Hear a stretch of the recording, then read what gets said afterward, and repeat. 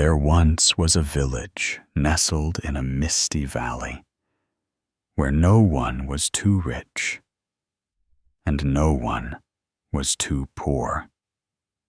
At its heart stood an ancient well. The villagers called it the Mirror Well, because its waters never ran dry. As long as the people lived in balance and gratitude, no one knew how deep the well truly was. From the time of their ancestors, a saying was passed down: when the heart is content, the well remains full. The villagers lived simply and joyfully. They never took more than they needed.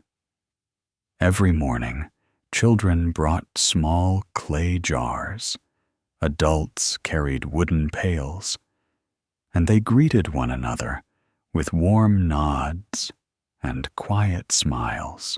But during one particularly harsh summer, something changed. The water wasn't as high as it used to be. The surface rippled strangely, almost as if whispering a secret. Some claimed they saw shadows by the well at night, figures drawing water in silence. Others dismissed it. "It's just an old well," they said. Still, day by day, the water dropped lower. A quiet fear crept in like smoke. No one dared speak it aloud, but suspicion began to grow.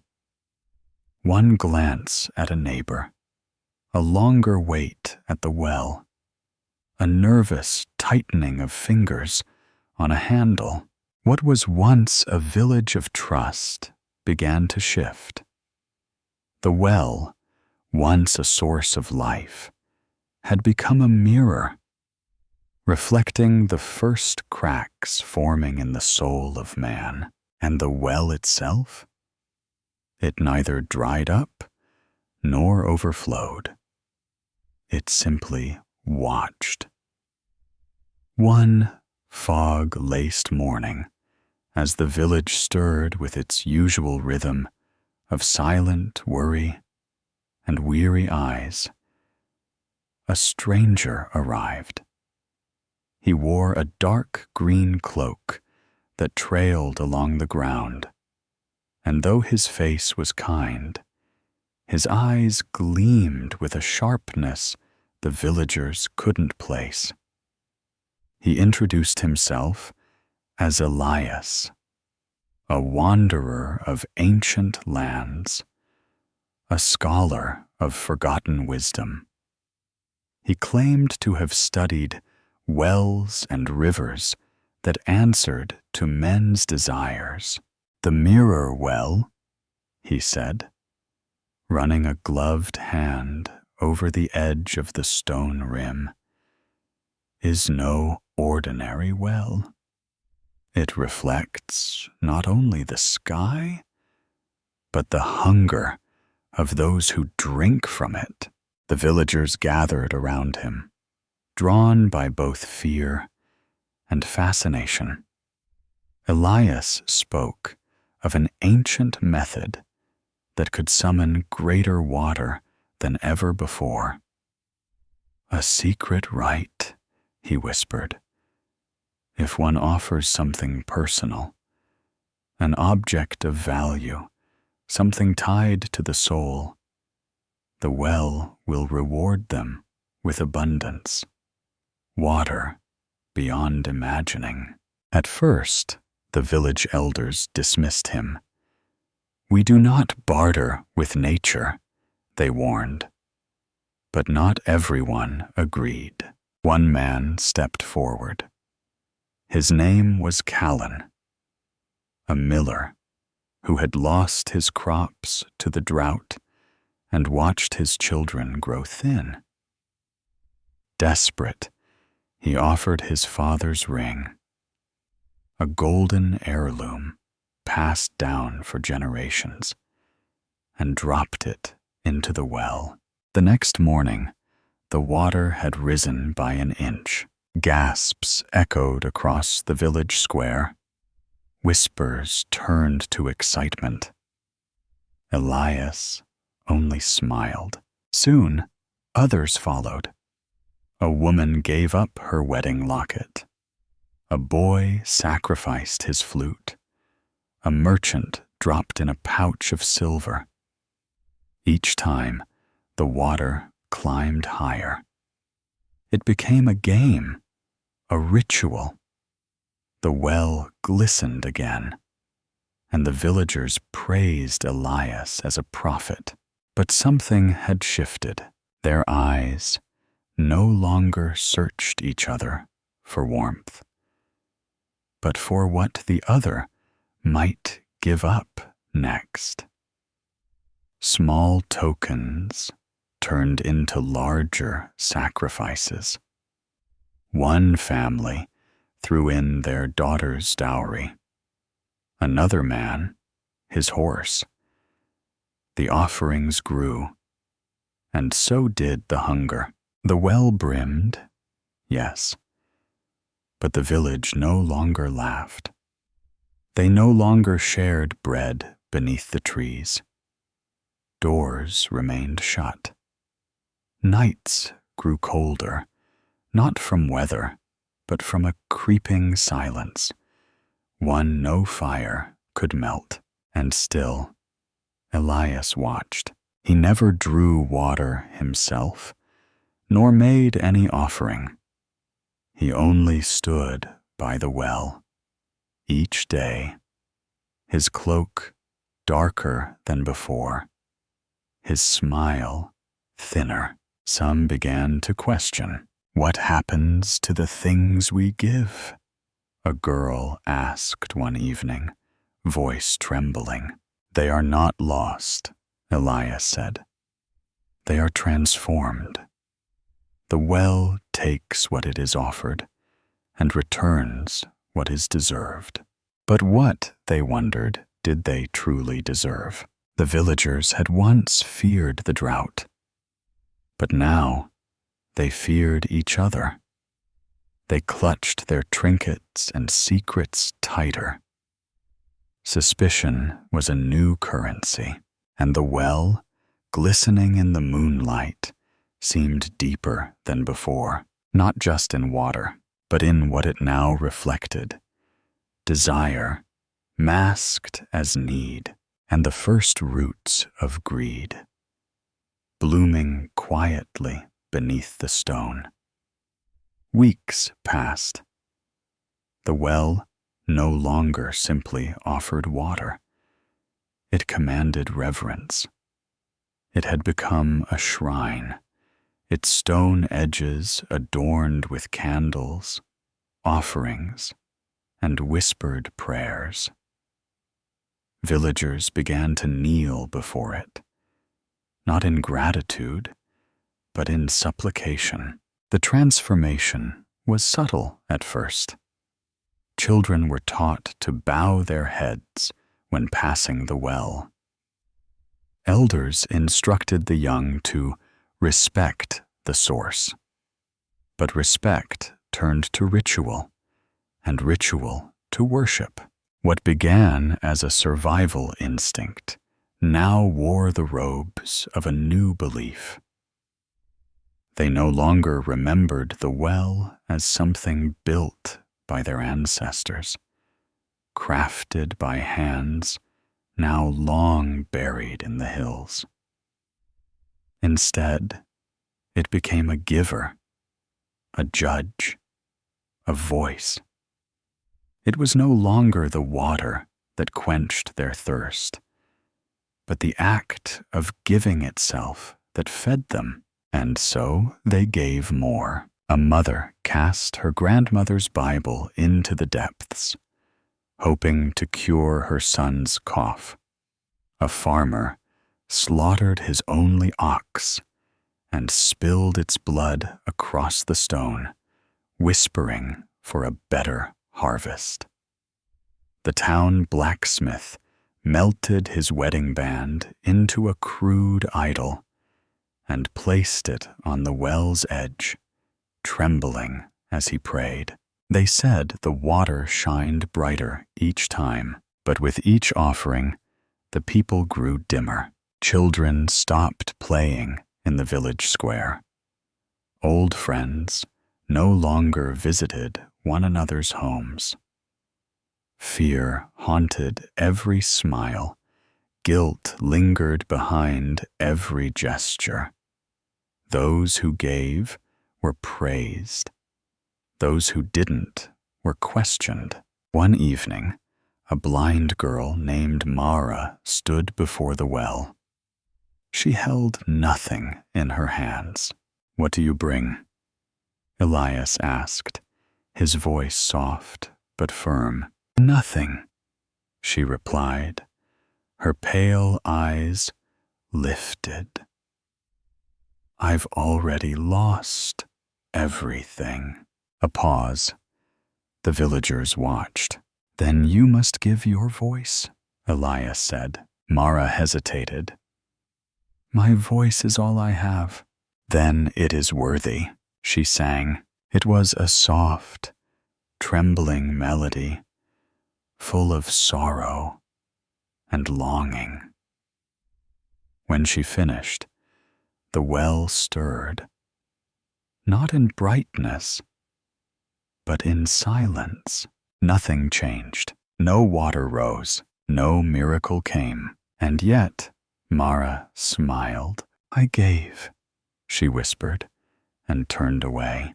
The villagers watched in stunned silence, unsure whether she had failed or passed a test none of them understood. The next day, Elias declared a new truth. Those who hold back pollute the well. Those who doubt must give more. And so the spiral deepened. Fathers began offering keepsakes from dead children. Wives whispered confessions into the well's depths. Jealousy festered among neighbors. Who had given more? Who was most devout? Who had water not from virtue, but from cunning? The village, once bound by shared struggle, now pulsed with quiet hostility. Offerings became competition. Faith became fear. And the well? It was no longer just a source. It was the center of everything. People no longer spoke of the rain, or the clouds, or even the sky. Only the well mattered. Only the next sacrifice. Only the next miracle. And Elias, ever watchful, stood at the edge each morning, cloaked in green and shadow, collecting nothing, but seeing everything. The village no longer thirsted for water. They thirsted for worth, and they believed the well could give it. Seasons shifted. The sun grew harsher. The clouds thinned like fading memories, and no rain touched the earth for months. The crops withered. The rivers slowed to a trickle. But the villagers were not afraid, because the well still flowed, or so they believed. They gathered as they always did, hands full of offerings, faces veiled in desperation, disguised as devotion. They dropped heirlooms, bloodied feathers, handwritten poems, and pieces of themselves, locks of hair, fingernails, even teeth, into the well. The water level fell. Elias, standing ever taller beside the well, claimed, "It does not fall from lack of power, but from lack of purity. Your hearts are cluttered. Your gifts are tainted. To fill the well, you must empty yourselves. So they did. A father gave away his home, believing discomfort was divine. A widow burned her late husband's journals, fearing that memory itself might be too selfish. Even laughter became rare, believed to be indulgent, unworthy of the sacred ground the well now occupied. And yet the well continued to recede. It became clear to the few who still dared to see. Something was wrong. Mara, the blind girl, whose voice once stirred the crowd, sat quietly by the old chapel steps, listening to the silence inside the village. She heard no joy, no music, no children running, only the rustling of garments and the murmurs of offerings falling like prayers into an ever-deepening pit. One evening, she asked an old baker, "Why does the well need so much?" He looked at her, eyes sunken with exhaustion. "It doesn't need. It demands. There's a difference." "But who does it demand for?" she asked. He didn't answer. The next morning, Mara approached Elias. She carried nothing. "Again?" he sneered. "You come to give nothing?" "I come to ask," she said. "Why does the well grow hungrier the more we give?" Elias smiled, but his eyes did not. "It is not hunger. It is the deepening of your devotion. The well reflects the soul of the village. And you," he leaned in, "you still doubt." That night, Mara sat by the dried fields. She could smell the cracked earth, brittle and broken. She whispered to herself, "If the well reflects the soul of the village, then it's not the water that's gone dry. It's us." Across the village, tensions rose. Families began hiding their offerings, afraid others would judge them for giving too little. Rumors spread. Someone was hoarding blessings. Someone was giving false gifts. Someone was poisoning the well. Accusations were whispered. Eyes turned cold. Neighbors stopped greeting each other. Doors remained locked. The village was no longer a community. It was a competition for favor from something that had never spoken. And all the while, the well sank deeper. No matter how much was given, it was never enough. And still Elias stood, his robes heavier, his face harder, his voice louder. Not leading, but lording. Not guiding, but ruling. Mara whispered to herself, "We built the well to give life. Now it drains it." The villagers did not hear her. They were too busy preparing their next sacrifice. The well was nearly dry, not just of water, but of wonder. The villagers no longer came with reverence. They came with fear. What once felt sacred now felt suffocating. Yet none dared stop. They had long forgotten why they offered, only that they must. And so they did. One by one, They stepped to the edge of the well with hollow eyes, dropping what remained of their lives into a darkness that never echoed back.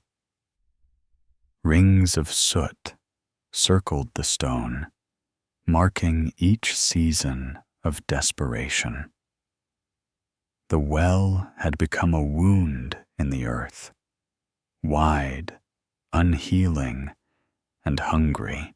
But Mara did not come anymore. She sat far from the center now, beneath the great ash tree on the hill, her blind eyes turned toward the wind. Though she could not see, she sensed the shape of the village shifting, its voices tense, its silence thick. Where once there was unity, now only suspicion. Where once Elias offered answers, now he demanded obedience. Until one night, under a fractured moon, a cry echoed through the village. A young boy, Elias's own nephew, had fallen into the well. Panic struck.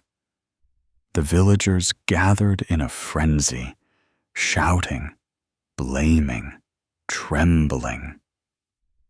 No one moved to descend. They feared the well more than death. No rope was long enough, no ladder strong enough. And then Mara spoke. "I will go." Elias turned sharply. "You? I have nothing left to lose," she said, and with no ceremony, no blessing, no grand pronouncement, she tied herself to the last long rope and was lowered down into the darkness. The descent was slow. The air turned damp, then cold, then bitter. The stones whispered, slick with moss and memory. And at the bottom, no boy, no bones, no echo, no sound, only silence and something else, a shimmer, not of water, but of glass. Mara knelt and ran her fingers across it. It was not a floor. It was a mirror, and in that mirror, though blind, she saw, not with her eyes, but with a vision beyond flesh, a reflection of every offering, every prayer, every drop of sacrifice poured into this pit. But they had not vanished. They had collected, layer upon layer, not taken, but mirrored back. Each villager's fear, each drop of guilt, each hidden envy masked as devotion, each secret wish to be seen, adored, chosen. It was all there. The well had not fed on their gifts. It had fed on their motives. The more they gave, not from love, but from greed, from fear, from desperation, the deeper the reflection grew. Not into water, into them. The well was not a source. It was a mirror, a perfect one. Mara's voice trembled into the stone walls. We didn't build a well. We built a shrine to our hunger. Suddenly, above, cries. The villagers had begun fighting, accusing each other of sabotaging the well, of bringing the drought. Fingers pointed, fists flew. Elias screamed for silence, but no one listened. At the bottom, Mara knelt, not to pray, not to plead, but to understand. In that quiet, something awakened. Not divine, not demonic, but true. She whispered. The well never asked for offerings. It only showed us what we were willing to give up to feel chosen. And what we chose was everything. And from the depth, she called out, not in fear, but in truth. You want to fill the well? Then stop trying to be worthy. Start trying to be whole. But up above, no one heard. They were too busy preparing their next sacrifice. The next morning, the village square was silent, but not calm. Ashes from a hastily lit fire. The night before still smoldered near the well. Elias stood at its edge, cloaked in robes more ceremonial than practical, eyes sunken from a sleepless night. Behind him, the villagers gathered, their faces twisted, not by grief, but by suspicion. Something was unraveling, something sacred, something they didn't want to face. She spoke blasphemy, Elias said coldly, pointing toward the well. The blind woman has been touched by madness. A murmur ran through the crowd. Madness? An old man whispered. Or truth. No one had seen Mara since her descent. The rope she was tied to had returned, untouched, coiled like a serpent on the stones. Some believed she had never come back. Others thought she was still below, speaking with spirits, drinking visions from the mirror she claimed existed. Elias knew better. He had seen her emerge, quiet, drenched, changed. She hadn't argued. She hadn't shouted. She had only whispered one phrase. You're not feeding the well. You're feeding the emptiness inside you. And then she walked away. That was the moment Elias knew. His power, built on scarcity and mystery, was slipping. He had to act. He declared that Mara had cursed the well, that her descent had awakened a darkness, and unless she was removed, the village would lose everything: the crops, the rain, the meaning. So he called for a gathering at sunset. But before he could finish his decree, a voice cut through the tension. Let her speak. It was the young widow, Elira. She stepped forward, holding her daughter close. Let her speak, she said again, louder. For once, let us listen, not with fear, but with ears unclouded. And just as the sun bled into the horizon, Mara appeared. Her presence was quieter than the wind. No spectacle, no performance, just her, wrapped in a tattered shawl, walking with calm resolve. I have no wrath, she began. No magic, no prophecy. Only a truth that was always here. The crowd listened, not because Elias allowed it, but because they wanted to. You built this well, hoping it would feed you. Quench your thirst. Make your lives meaningful. but it is only a mirror.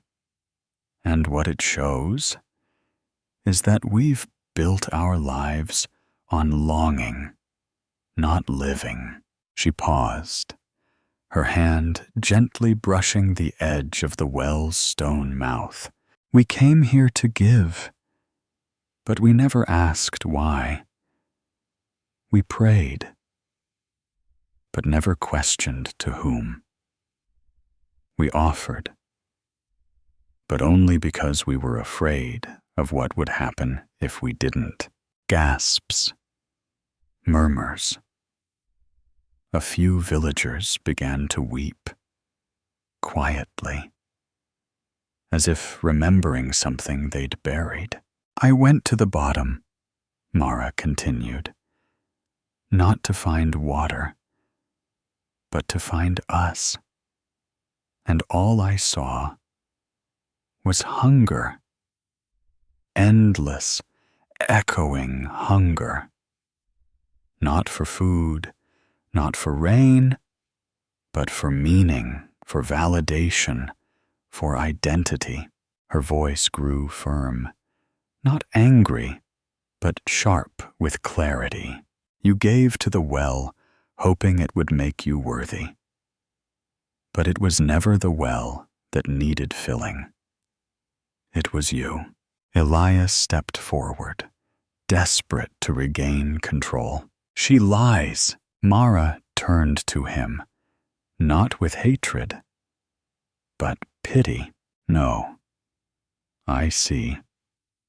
And if you dared to look, you would too. That was when the villagers turned, not with torches, not with rage, but with quiet backs. They walked away from the well, from Elias, from the lie. And the great silence that followed was not emptiness. It was awakening. Days passed, then weeks, and slowly, something unthinkable began to happen. No one came to the well. The old path, once beaten down by generations of footsteps, grew soft with moss. Dust settled over the offering stones. The once coveted space where Elias stood to preach became just another shadow under the morning sun. But the village did not fall apart. The rains still came. The crops still grew. Children still laughed, chasing one another through the fields. And Mara? She never returned to the center. She didn't need to. Her words, simple as they were, had unfastened something ancient. Not a doctrine, not a rebellion, but a remembrance. The villagers, without discussing it, began to look inward. They didn't stop giving, but they gave differently. A loaf of bread left at an elder's doorstep. A pair of shoes stitched for a boy with none. A song sung at a bedside instead of a prayer, murmured into the void. The well hadn't been their salvation. It had been their mirror. And now, for the first time, they could truly see themselves. Elias, he remained, but his voice lost its sharpness. His robes, once bright with embroidered symbols, dulled in the weather. He would sit by the well at dawn, not to speak, but to listen. For what? No one knew. Some say he was waiting for Mara. Some say he was waiting for the well to speak. But it never did, because it never had. One day, a little girl approached him. She couldn't have been more than 7. Hair like fire. Eyes like questions. "Mr. Elias," she said, "Why don't you close the well?" Elias looked at her for a long time. Then, at the mouth of the stone circle, at the darkness within, at the rope that had once led them all astray, he smiled, a weary, almost human smile. "Because some things," he said softly, "are not meant to be closed. They are meant to be understood." The girl didn't nod. She didn't speak. But she sat beside him, two small hands, one large silence, side by side, and the wind, which once carried sermons and cries for mercy, carried something else now, peace, but not the kind bought with ignorance, a peace born of awareness, of letting go, of stepping back from the edge, not in fear, but in clarity. For in that quiet, the villagers found something no offering ever gave them, themselves. And perhaps that was the secret of the well all along. Not a vessel to be filled, but a question to be asked. Not a mouth hungry for gifts, but a reflection hungry for truth. Mara had seen it. Elias had feared it. The villagers had forgotten it until they remembered. So the well remained, not sacred, not cursed, but still, and that stillness, it echoed louder than any sermon, because, finally, it was no longer filled with greed. It was filled with understanding. And that is how the village was saved, not by water, but by the courage to stop feeding the emptiness, to live instead.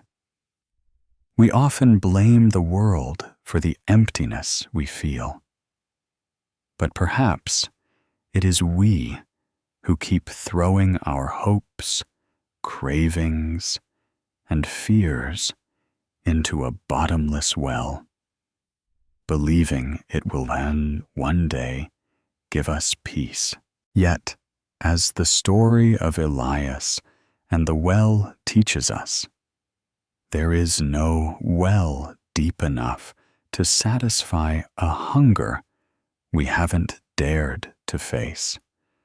No person, no possession, no promise outside of you can save you if you're not willing to stop and look within. The truth is, you don't need to keep filling. You simply need to stop throwing. And when you do, what once felt like emptiness might just become the quiet space where your real life begins. If this story resonated with you, if it made you pause, reflect, or feel seen in any way, drop a comment below. Share a thought, a memory, or even the well you've been facing in your own life. We're building a space not to judge, but to understand. Hit the like button if you believe the world needs more stories like this. Subscribe for more journeys into the hidden corners of the human soul, where philosophy isn't just learned, but lived. And remember, the well may never be full, but you can be whole. See you in the next story.